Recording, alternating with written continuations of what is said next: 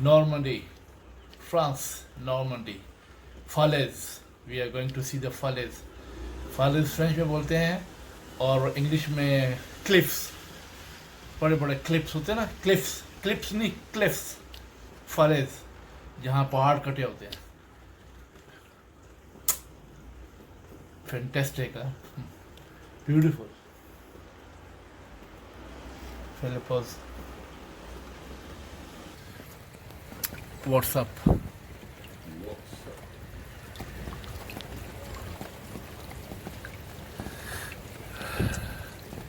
ये नॉर्मंडी का शहर है. माउंटेन्स, पहाड़ी आप देखें.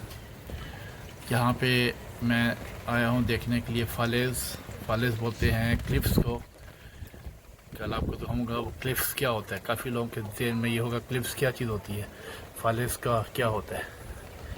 तो ये जो है कल इंशाल्लाह आप लोगों को दिखाऊंगा कि क्लिफ्स क्या होता है.